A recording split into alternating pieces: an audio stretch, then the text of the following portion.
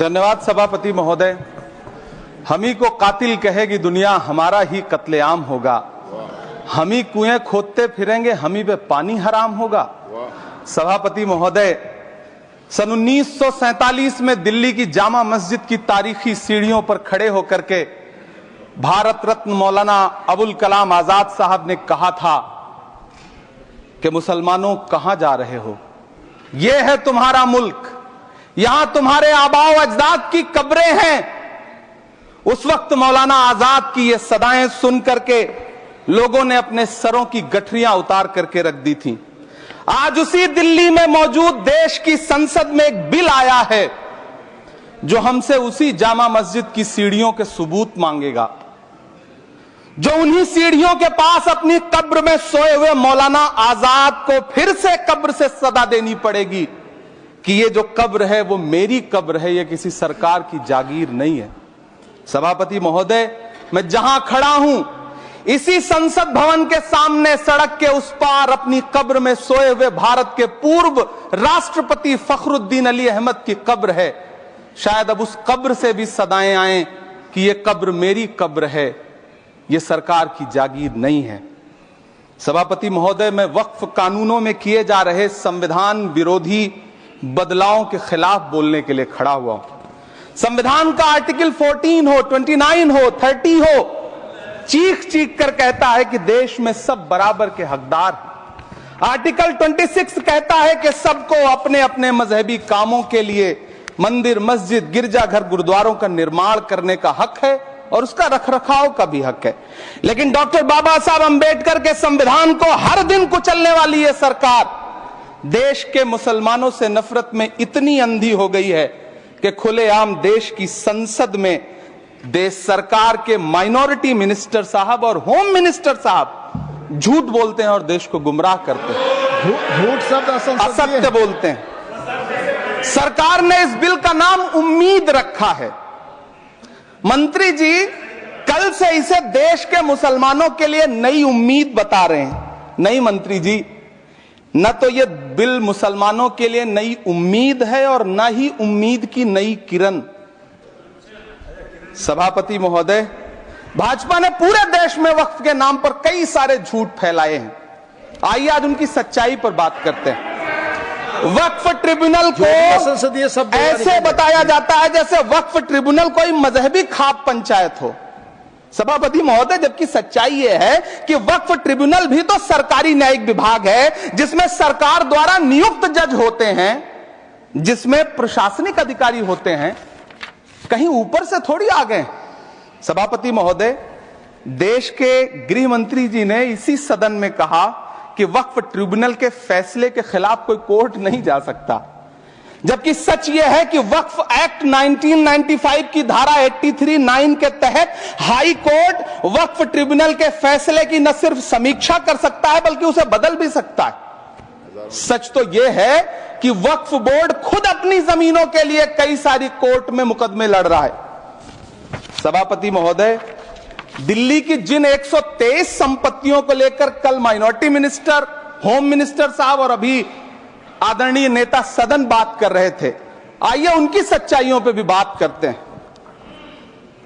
1911 में जब अंग्रेजी हुकूमत ने कोलकाता के बजाय दिल्ली को राजधानी बनाने का फैसला किया तो रायसीना हिल्स के चारों तरफ जो मुसलमानों की ढेर सारी जमीनें थी उनको एक्वायर किया गया और लुटियन को इसकी तामीर की जिम्मेदारी सौंपी गई। सेंट्रल विस्टा की तरह लुटियन जोन का मेगा प्लान तैयार हुआ, लेकिन उस वक्त के मुसलमानों ने उस वक्त की अंग्रेजी हुकूमत से अपनी इबादत गाहों को बचाने के लिए लड़ाई लड़ी। मामला ब्रिटिश गवर्नमेंट तक पहुंचा। तब यह तय हुआ कि वो जो धार्मिक स्थल हैं उन्हें जस का तस रहने दिया जाएगा। इंडिया गेट के बगल वाली मस्जिद हो, जाप्तागंज, सुनहरी बाग मस्जिद हो, पार्लियामेंट रोड वाली मस्जिद हो, ऐसी 123 संपत्तियों के मैनेजमेंट के लिए 1913 में मुसलमान वक्फ वैलिडेशन एक्ट बना और उसके बाद एक नया शहर बसाया गया जिसे लुटियंस जोन का नाम दिया गया। फिर 1943-45 के बीच एक और समझौता हुआ आजादी से पहले उसके तहत काफी सारी वक्फ जायदादों को सुन्नी मजलिस औकाफ बनाकर उसके अंडर किया गया ताकि उसकी देखरेख की जा सके। गृह मंत्री जी 2 दिन से सदन में जो बात कह रहे हैं वो दरअसल 123 संपत्तियां उसी सुन्नी मजलिस औकाफ के तहत आती है। सभापति महोदय, आजाद भारत आजाद हुआ। आजादी के बाद भारत में 1954 में वक्फ एक्ट लागू हुआ, जिसकी धारा 9 के तहत 1964 में केंद्रीय वक्फ काउंसिल का गठन हुआ। दिल्ली की वही 123 प्रॉपर्टीज को 1970 में सर्वे गजट करके गजट नोटिफाई किया गया। इसके निपटारे के लिए पूर्व प्रधानमंत्री इंदिरा जी के द्वारा 1974 में एक बर्नी कमेटी बनाई गई। बर्नी कमेटी ने 1976 में इन 123 संपत्तियों को दिल्ली वक्फ बोर्ड की संपत्ति होने की रिपोर्ट सौंपी। उस रिपोर्ट के आधार पर 1984 में कांग्रेस सरकार ने उन 123 प्रॉपर्टीज को दिल्ली वक्फ बोर्ड को सौंपने का फैसला किया, जिसके खिलाफ विश्व हिंदू परिषद कोर्ट गई। मामला 2011 तक पेंडिंग रहा। फिर 2011 में कोर्ट ने सरकार को आदेशित किया कि इसका निपटारा करो। तब 2013 में तत्कालीन यूपीए सरकार ने दिल्ली की उन्हीं 123 जायदादों को बर्नी कमेटी की सिफारिशों के मुताबिक वक्फ बोर्ड के हवाले किया। यही वो प्रॉपर्टीज हैं जिनके नाम से गृह मंत्री जी कल से कांग्रेस को कोस रहे हैं।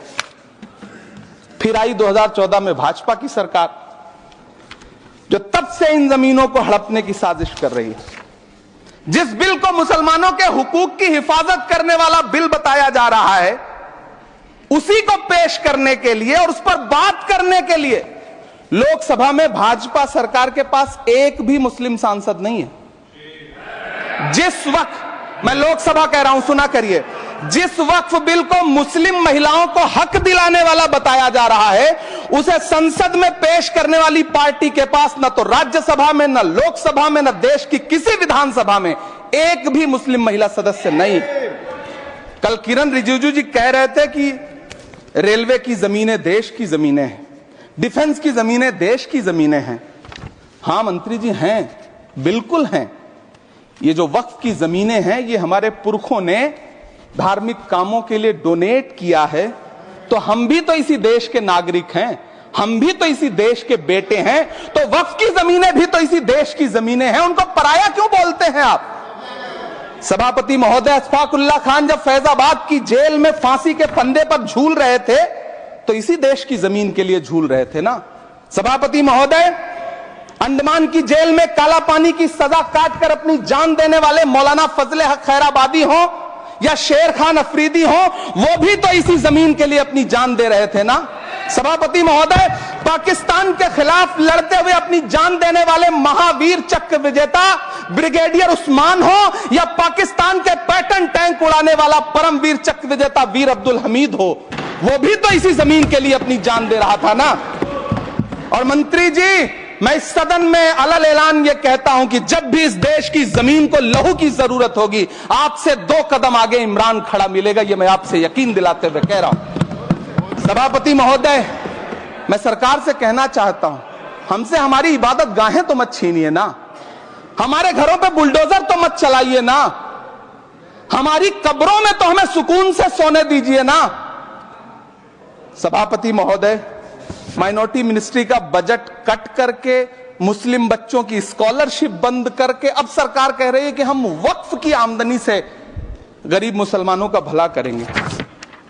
गुजरात की बेटी बिल्किस के बलात्कारियों की रिहाई के बाद उन्हें माला पहनाने वाली लोगों के नेता ये कह रहे हैं कि यह बिल मुस्लिम महिलाओं को उनका हक दिलाएगा। धन्यवाद मोदी जी, क्या बढ़िया सौगातें मोदी दे रहे हैं आप। पहले हमें गुजराते मोदी दिया, आप सौगातें मोदी दे रहे हैं। लेकिन यह सरकार इतना याद रखे कि इसी ठसक के साथ देश की संसद में सीए का कानून भी लाया गया था और कहा गया था बड़े बड़े भाषण देकर के कि पड़ोसी देशों से हिंदू भाइयों को ला करके यहां नागरिकता दी जाएगी। लेकिन मैं आपके संज्ञान में लाता हूं सर कि पिछले इतने दिनों में इनसे नागरिकता लेने के लिए 2000 व्यक्ति भी नहीं आए, जबकि इसके उलट इन्हीं की सरकार में पिछले 10 साल में 15 लाख से ज्यादा भारतीयों ने भारत की नागरिकता छोड़ करके दूसरे देश में जाकर के बस गए। यह हुआ उस कानून का अंजाम। सभापति महोदय, इसी तरह की जिद के साथ किसानों के खिलाफ भी कानून लाए गए थे। जिस तरह आज वक्फ के फायदे गिनाए जा रहे हैं, उसी तरह से किसानों को भी कृषि कानूनों के फायदे गिनाए गए थे।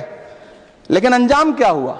700 किसानों की शहादत लेने के बाद सरकार को अन्नदाता किसानों के सामने घुटने टेकने पड़े और कृषि कानून वापस लेने पड़े।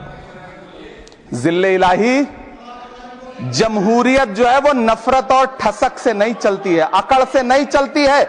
उसमें सबकी हिस्सेदारी जरूरी है। कल देश के माइनॉरिटी मिनिस्टर ने लोकसभा में खड़े होकर एक शेर सुनाया था कि मुझसे कोई बदगुमान न हो, तो मैं उन्हें एक शेर सुनाना चाहता हूं कि मैं आज जद पे हूं तो इतना खुशगुमान न हो, मैं आज जद पे हूं तो इतना खुशगुमान न हो, चराग सबके बुझेंगे हवा किसी की नहीं। नीतीश कुमार जी हो, चंद्रबाबू नायडू जी हो, चिराग पासवान जी हो, जयंत चौधरी जी हो, देवे गौड़ा जी हो, जीतन राम मांझी जी हो, सबको समझना पड़ेगा कि जब जंगल में आग लगती है तो न वो बरगद बचते हैं जो हवा को आंधी में तब्दील करते हैं, न वो बांस बचते हैं जो आपसी रगड़ से चिंगारी पैदा करते हैं। सभापति महोदय, जब देश को मनमोहन सिंह साहब जैसा काबिल प्रधानमंत्री मिलता है तो देश को आरटीआई जैसा एक्ट मिलता है, सेज जैसा एक्ट मिलता है, मनरेगा जैसा एक्ट मिलता है, लिबरलाइजेशन मिलता है, राइट टू एजुकेशन मिलता है, नेशनल फूड सिक्योरिटी एक्ट मिलता है। लेकिन जब देश को सौगातें मोदी मिलती है तो क्या मिलता है? सीए मिलता है, फॉर्म्स लॉ मिलता है, आर्टिकल 370 मिलता है, इलेक्टोरल बॉन्ड जैसा एक्ट मिलता है और वक्फ अमेंडमेंट एक्ट जैसे बिल देश को मिलते हैं। मुझे तो अपने हमवतन भाइयों से पूछना है कि आपको अपने बच्चों की तरक्की, खुशहाली और नौकरी की दरकार है या फिर मुसलमानों की दान की गई जमीनों को लूटकर धन्ना सेठों को देने की साजिश करने वाले कानून की? सभापति महोदय, यह सरकार रात के 3 बजे तक पूरे देश को जगा करके संसद में अपने ही नागरिकों को नीचा दिखाने के लिए वक्फ बिल ला रही थी, तो उधर रात के 1:30 बजे अमेरिका हम पर 26% टैरिफ लगा रहा था। सरकार की प्राथमिकताएं देश को पता। सभापति महोदय, मैं बहुत भावुक हूं आज, और मुझे अच्छा लगा कि आदरणीय नेता सदन जगत प्रकाश नड्डा जी ने बहुत अच्छी बातें भी की, मन से बातें की। क्योंकि उनके नाम में प्रकाश जुड़ा है तो मैं उनमें हमेशा एक रोशनी की किरण देखता हूं। मैं उनके सामने बहुत अदब से यह बात कहना चाहता हूं कि चरागों के सफर में दबदबा हो आंधियों का तो फिर अंजाम जुल्मत के सिवा कुछ भी नहीं होगा। यह दुनिया नफरतों के आखिरी स्टेज पर है, इलाज इसका मोहब्बत के सिवा कुछ भी नहीं होगा। मैं भावुक हूं, मेरी पलकें गीली हैं। अगर देश की एक बहुत बड़ी आबादी को लगता है कि आप उसका भला करने के लिए नहीं बल्कि उनकी इबादतगाहों, उनकी कब्रिस्तानों, उनकी खानकाहों को बर्बाद करने का बिल ला रहे हैं, तो फिर आप अगर समझाने में नाकामयाब रहे हैं तो यह आपकी नाकामयाबी है। पहले समझाइए, उसके बाद कोई बिल लेकर के आइए, तब शायद हम आपका इतनी पुरजोर तरीके से विरोध ना करें। लेकिन सभापति महोदय, मैं अंत में सिर्फ इतना कहना चाहता हूं कि इस बिल में जो भी पॉइंट्स दिए गए हैं, बॉम्सी पोर्टल देख लीजिए, सरकार का झूठ आपको पकड़ में आ जाएगा। हम डरे नहीं हैं, हम सिर्फ सरकार से अपील कर रहे हैं कि हमें अपना समझिए। हम आपके अपने हैं, इस देश के नागरिक हैं और आप ताकत में हैं। संख्या बल के आधार पर बिल हो सकता है आप पास करा ले, लेकिन आपको यह बात समझनी पड़ेगी कि हम तो वो तारीख हैं, जहनों में रहना है जिसे, कागजी पुर्जे नहीं जो फाड़ डाले जाएंगे। जिस जमीन पर मैं खड़ा हूं यह मेरी पहचान है। आप आंधी हैं तो क्या मुझको उड़ा ले जाएंगे? आपको यह बात समझनी पड़ेगी। आपको अगर इतना विपक्ष की तरफ से पहले जेपीसी में इतने सारे पॉइंट्स आए और उसके बाद कल से लोकसभा में और राज्यसभा में सुझाव आप सुनने को तैयार नहीं है, लोगों की शंका को दूर करने के बारे में आप बिल्कुल सोच नहीं रहे, बस आप कह रहे हैं यह बिल उम्मीद की नई किरण है। नहीं साहब, इसे भले किरण जी लेके आए हैं, लेकिन ये उम्मीद की नहीं बल्कि नाउम्मीदी की किरण है। और इस देश की एक बहुत बड़ी आबादी इस बात से खदशे में है, शक में है कि आप सीधे उनकी जमीनों को लूट करके धन्ना सेठों को बेचना चाहते हैं। मेरी अब भी आपसे अपील है कि इस बिल को वापस लीजिए। यह बिल कहीं से आपके अपने नागरिकों के लिए अच्छा नहीं है। यह बिल सिर्फ इस देश के मुसलमानों को नीचा दिखाने का और अपने एक ऐसे मतदाता वर्ग को खुश करने का बिल है जिनको इस बिल के पास हो जाने से कुछ मिलेगा भी नहीं, लेकिन आप एक नैरेटिव देना चाहते हैं, एक मैसेज देना चाहते हैं। मेरी आपसे अपील है कि कृपया ये जो सबका साथ सबका विकास का नारा है, इस नारे को रत्ती भर तो चरित्रार्थ कर दीजिए। बहुत बहुत धन्यवाद।